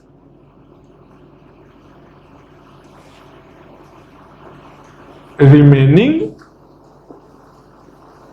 in the चलो क्या है, context switching done in round robin even if only one process remaining in the system. System में एक प्रोसेस भी रहे तब भी कॉन्टेक्स्ट स्विचिंग ही कहलाएगा। तो यहां पर कॉन्टेक्स्ट स्विचिंग हुआ है ना, अब ये खत्म हुआ, फिर से कौन आएगा, P5 भी आएगा। फिर से आया P5, फिर से आया P5। रिमेनिंग कितना टाइम है, 4 है अभी इसका। टाइम क्वांटम कितना है, 4 है, मतलब कि 4 एग्जीक्यूट करके खत्म करेगा अपना। कितना होगा, 53 प्लस 4 कितना हुआ, 57 हो गया। 57 हो गया, 0 हो गया, ये कंप्लीट हो गया, ये खत्म हो गया, ये भी खत्म हो गया, कोई नहीं बचा। मतलब कि सब प्रोसेस का एग्जीक्यूशन हो चुका है। यही इतना करना था। इसके बाद तो टेबल में फिल करना हो तो आसान चीज है। रेडी क्यू को मेंटेन करना और गैंट चार्ट में रेडी क्यू के अकॉर्डिंग लिखते रहना, और जो प्रोसेस का रिमेनिंग टाइम बच रहा है उसको सही टाइम पर रिपीट करना रेडी क्यू में। राउंड रॉबिन में यही है बस, और कुछ नहीं है। बाकी सब जानते ही हो, कंप्लीशन टाइम यहाँ लिखेंगे, ये सब कैलकुलेशन होगा, काम खत्म, सब बच्चा का चीज है। मेन चीज है रेडी क्यू को मेंटेन करना सही से, क्योंकि रेडी क्यू के सीक्वेंस के अकॉर्डिंग ही गैंट चार्ट प्रिपेयर होगा, और गैंट चार्ट प्रिपेयर करना सही है इसलिए जरूरी हो कि यहां से तो कंप्लीशन टाइम आएगा। कंप्लीशन टाइम को हैम्पर किए बिना यहां लेकर आना है, इसलिए रेडी क्यू सही से करना है। नहीं समझ में आए, एक बार सेम क्वेश्चन को देखना, 100% एश्योरिटी है कि समझ में आएगा और कभी नहीं गलती होगा, ये भी जान लो। 10 क्वेश्चन बनाने से अच्छा, इसलिए हम 4 प्रोसेस नहीं लेकर बनाए या 3 प्रोसेस नहीं लिए, 6 प्रोसेस लेकर बनाए। बहुत सारा इसमें प्रीएम्पशन हुआ, बहुत सारा रिपीटेशन हो रहा था, उस चीज को अपडेट कर रहे थे। अब क्या करेंगे हम लोग, अब हम लोग कंप्लीशन टाइम लिखेंगे। कंप्लीशन टाइम कहां से लिखते थे हम लोग, कंप्लीशन टाइम कहां से लिखते थे बताओ, फर्स्ट कम फर्स्ट सर्व में। तो ये स्टार्टिंग से देखते थे कि अच्छा P1 4 में है, 4 लिख लिए। यहां लिखेंगे क्या, ऐसे नहीं लिख सकते हैं, क्यों, क्योंकि यहाँ रिपीटेशन होता है, मल्टीपल टाइम प्रोसेस आता है गैंट चार्ट में। तो जब मल्टीपल टाइम्स आता है तो हम लोग बैक साइड से देखना शुरू करेंगे। बैक साइड सबसे लास्ट जो आया होगा वो क्या है, कंप्लीशन ही बताएगा। तो लास्ट देखेंगे क्या है भाई, सबसे एंड से देखना शुरू करो। P5 57, मतलब कि P5 का कंप्लीशन टाइम कितना है, कंप्लीशन टाइम P5 57। क्यों, देखो P5 का 57 है। अब ऐसे ही पीछे आते जाएंगे, आते गए तो P5 ही है, ये देखो नया मिला P3 मिला।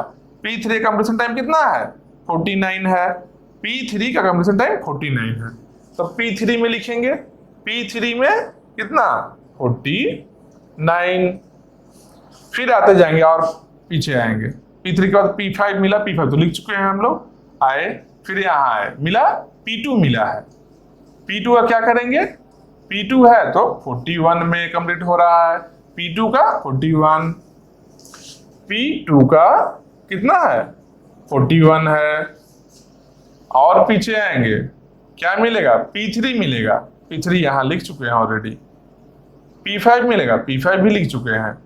P2 मिलेगा, P2 भी लिख चुके हैं। वापस आते जाएंगे वैसे ही, P3 लिख चुके हैं, P6 नहीं लिखे हैं। P6 का कितना है कंप्लीशन टाइम 22, तो मतलब P6 का कितना हो गया 22 हो गया। फिर से अब बैक आ रहे हैं और क्या है, P1 मिला। P1 लिखे हैं क्या? नहीं, P1 अभी नहीं लिखे हैं, P1 पहली बार मिला है। तो कितना हो गया? 21। तो P1 का हो गया 21। उसके बाद कौन बचा है? एक P4 बचा है। वापस आते रहते हैं, देखो P1 के जस्ट बाद में आए, P4 मिल गया। P4 का कितना है? पहली बार P4 मिला है, कितना है? 18 है। तो P4 का कितना हो गया? 18 हो गया। P4 का 18 हो गया। अब कोई बचा है क्या? कोई नहीं बचा है। सबका कंप्लीशन टाइम लिख लिया। अब इसको नहीं देखना है गैंट चार्ट को, हो गया काम खत्म। अब गैंट चार्ट से अभी नहीं कुछ देखना है हम लोग को। हम लोग क्या करेंगे? टर्न अराउंड टाइम और वेटिंग टाइम फाइंड आउट करेंगे। कैसे? टर्न अराउंड टाइम क्या था? टर्न अराउंड टाइम क्या है? Completion time minus arrival time, यही है ना turn around time. Completion minus arrival, completion minus arrival, completion time minus arrival time. तो टर्न अराउंड टाइम कैसे लिखेंगे? 21 माइनस 0, कितना बचा? 21। 41 माइनस 2 कितना हुआ? 39। 49 माइनस 1 कितना हो गया? 48। 18 माइनस 4 कितना हुआ? 14। 57 माइनस 3 कितना हो गया? 54। 22 माइनस 5 कितना हुआ? 17। एक टर्न अराउंड टाइम निकल गया। कैसे? Completion time minus arrival time. ये फाइंड आउट कर लिए। अब इसके आगे देखते हैं वेटिंग टाइम क्या था। वेटिंग टाइम क्या है? Turn around time minus burst time, यही है ना waiting time. Turn around time minus burst time. Burst time क्या है? रेड वाला जो है, इनिशियल जो है, ब्लैक से अपडेटेड है उसको नहीं लेना है, जो रेड से है उसको लेना है। तो क्या भाई? 21 माइनस 7 है, तो कितना हो गया? 14। 39 माइनस 11 है, कितना हो गया? 28। 48 माइनस 16 है, कितना हो गया? 32। नहीं हुआ ना? हाँ, ये क्या है? 14 माइनस 2 कितना हो गया? 12। 54 माइनस 20 मतलब कि 34। 17 माइनस 1 तो कितना हुआ? 16। ये हो गया waiting time. Turn around time भी हो गया, टर्न अराउंड टाइम हो गया, वेटिंग टाइम हो गया। अब रिस्पॉन्स टाइम का बारी है।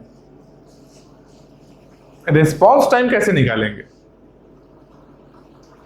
रिस्पॉन्स टाइम अभी ही सबसे ज्यादा इंपॉर्टेंस रखता है। क्यों? क्योंकि गैंट चार्ट में देखो एक प्रोसेस मल्टीपल टाइम्स मिलेगा। P1 यहां भी मिलेगा, P1 यहां भी मिलेगा, P2 यहां भी है, P2 यहां भी है, मल्टीपल टाइम्स है गैंट चार्ट में। मतलब कि प्रोसेस रनिंग स्टेट में मल्टीपल टाइम्स गया है, एक से ज्यादा बार प्रोसेस गया है रेडी स्टेट में और वापस आया है, तो रेडी से रनिंग में गया है और फिर वापस आया है रेडी में। तो हम लोग क्या करेंगे? रिस्पॉन्स टाइम था क्या? याद करो, रिस्पॉन्स टाइम क्या था जो याद करो। यहां लिखते हैं response time equal to first response minus arrival time. यही रिस्पॉन्स टाइम है, जान लो। रिस्पॉन्स टाइम का मतलब क्या है? फर्स्ट रिस्पॉन्स, पहली बार जब रिस्पॉन्स मिला, पहली बार जब गैंट चार्ट में आया है वो time minus arrival time. First response का मतलब क्या है? पहली बार जब गैंट चार्ट में आया। गैंट चार्ट में आने का मतलब क्या है? पहली बार रनिंग स्टेट में गया। गैंट चार्ट क्या है? रनिंग स्टेट का ही तो दिखाता है। रनिंग स्टेट में कब कौन से टाइम में कौन सा प्रोसेस एग्जिस्ट कर रहा है, किसका एग्जीक्यूशन हो रहा है, वही तो गैंट चार्ट बता रहा है।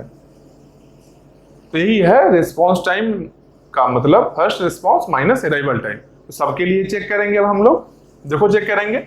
P1 के लिए देखते हैं कि पहला रिस्पॉन्स कब था, मतलब कि P1 पहली बार कब आया था गैंट चार्ट में। देखो P1 पहली बार 0 पर ही आया है।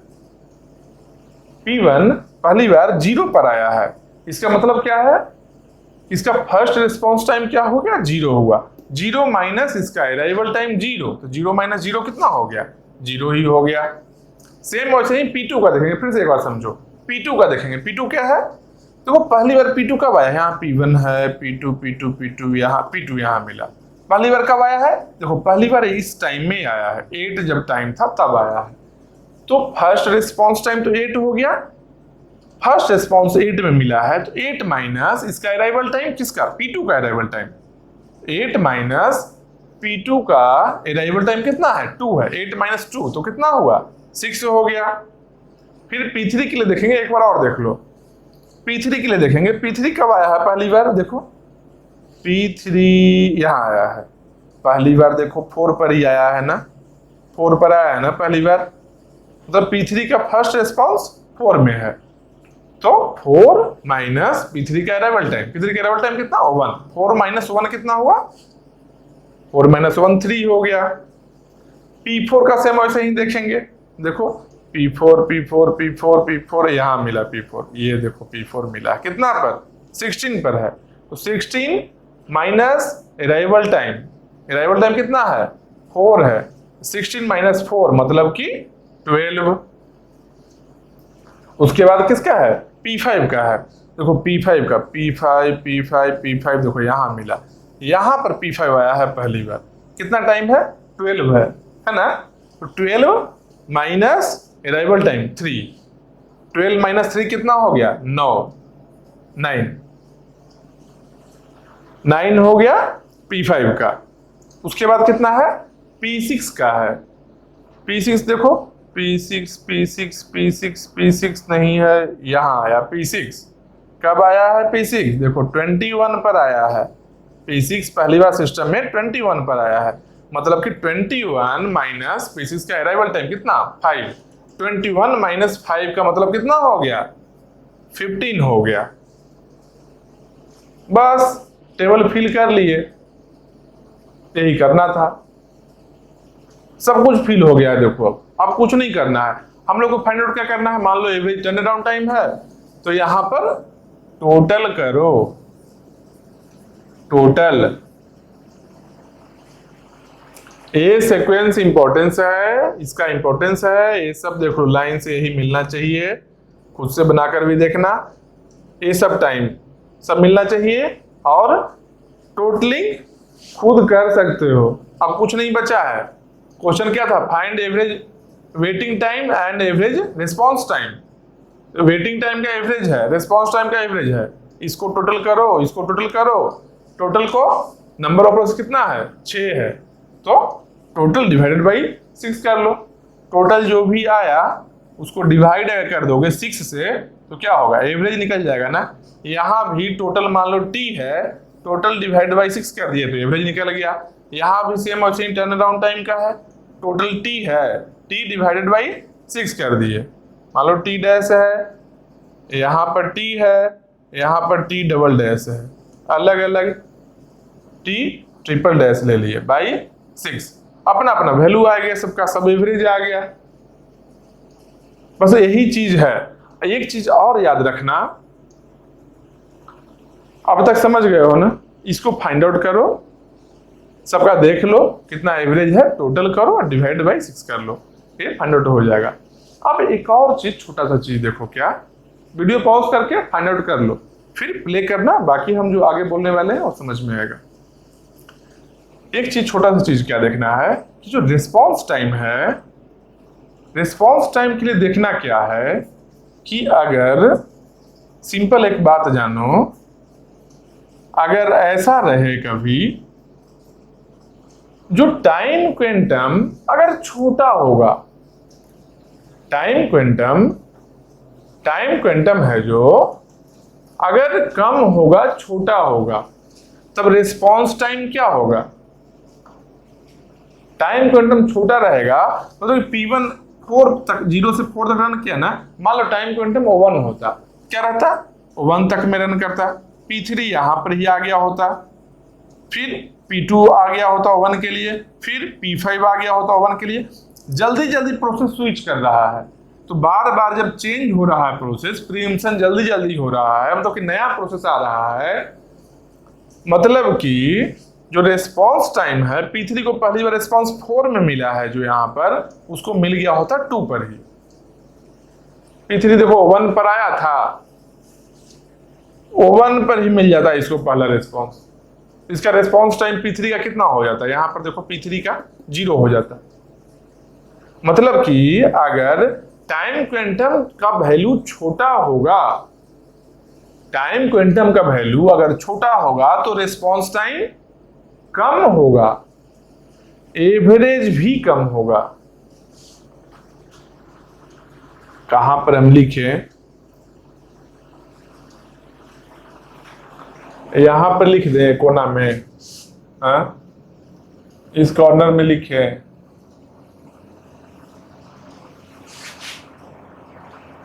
इफ टाइम क्वांटम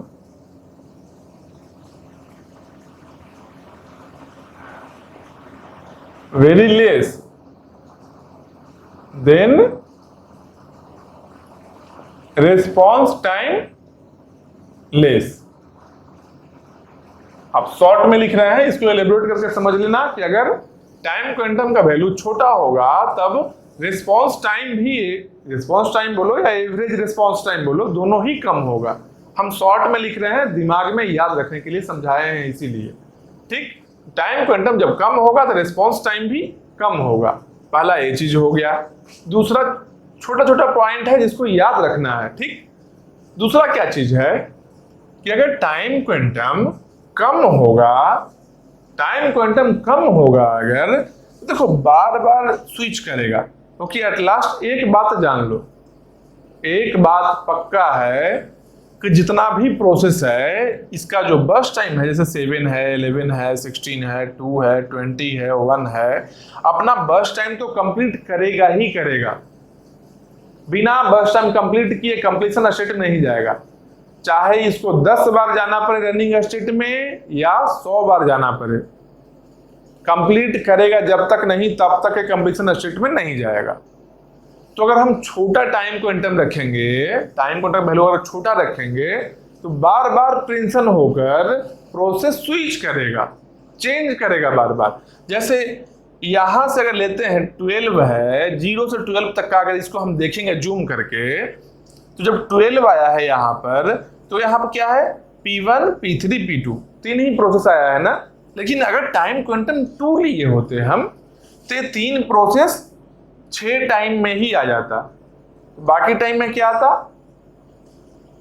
बाकी टाइम में क्या आता, और नया नया प्रोसेस आता। मतलब हो सकता है कि 5 प्रोसेस या 6 प्रोसेस आया था 12 तक में, जबकि अभी 3 ही है। मतलब कि नंबर ऑफ प्रोसेस का स्विचिंग ज्यादा हो जाएगा कम टाइम में ही। तो अगर टाइम क्वांटम का वैल्यू कम रखेंगे तो बार बार प्रोसेस चेंज हो रहा है, इसका मतलब क्या है कि लाइन बनेगा ना। देखो लाइन बनेगा ना, लाइन क्या है, लाइन है कॉन्टेक्स्ट स्विचिंग, यही है ना कॉन्टेक्स्ट स्विचिंग, यही है ना, यही लाइन है ना कॉन्टेक्स्ट स्विचिंग। तो अगर टाइम क्वांटम कम होगा तो कॉन्टेक्स्ट स्विचिंग ज्यादा होगा। ठीक, तो यहां ये भी लिख लो, time quantum less than context switching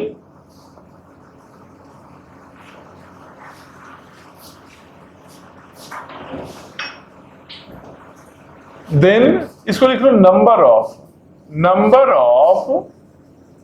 then number of context switching increases.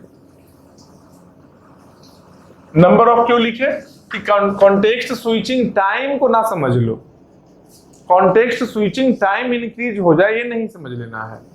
Context switching time fix ही होगा, number of context switches increase कर जाएगा। या फिर कॉन्टेक्स्ट स्विचिंग नहीं लिखोगे तो यहां लिख दो TCH, yes, context switches increases, number of context switches increases. Number increase कर जाएगा कब, जब टाइम क्वांटम का वैल्यू कम होगा। ठीक, अगर ज्यादा होगा तब क्या होगा भाई, इफ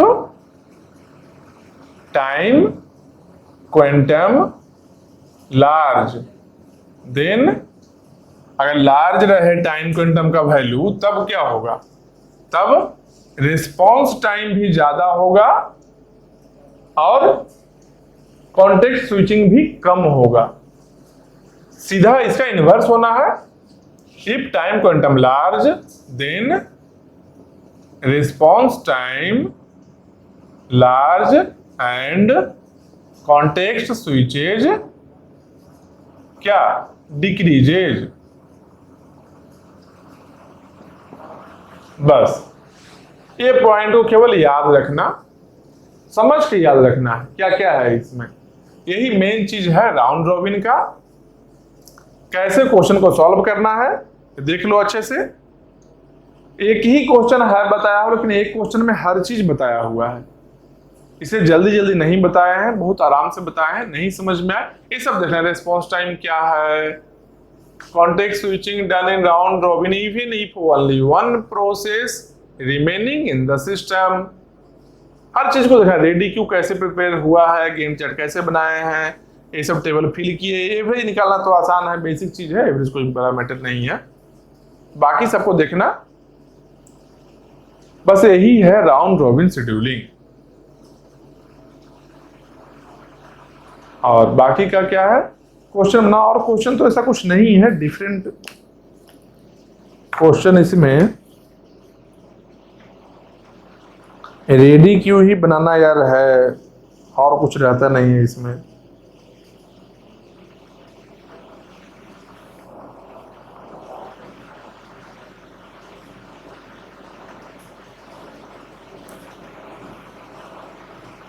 और कुछ है ही नहीं। नया क्वेश्चन भी बताएंगे ना तो सेम वही चीज को रिपीट करेंगे। क्या रिपीट करेंगे? नया क्वेश्चन बताएंगे, डेटा कुछ और रहेगा, अराइवल टाइम कुछ और होगा, बस टाइम कुछ और होगा। सेम इसी नए डेटा पर ये चीज को रिपीट करेंगे। नया रेडी क्यू बनेगा, नया गेम चार्ट बनेगा, नया कुछ वैल्यू आएगा। वैल्यू चेंज हो सकता है। ये न्यूमेरिकल वैल्यू जो है जो चेंज हो सकता है, स्टेप से नहीं चेंज होगा। स्टेप से ये फिक्स्ड है, इसके अलावा कुछ हो ही नहीं सकता है। ये सब लॉजिकल चीज है जो क्वेश्चन है, सब एक बार देख लेना क्या है नहीं है। बस यही है, इसके अलावा और कुछ नहीं है। और ऐसा ही क्वेश्चन आएगा और 6 प्रोसेस देगा भी नहीं, 3-4 प्रोसेस ही आता है, ज्यादा प्रोसेस का नहीं आता है। लेकिन हाँ क्वेश्चन आ जाता है, इसका याद रखना।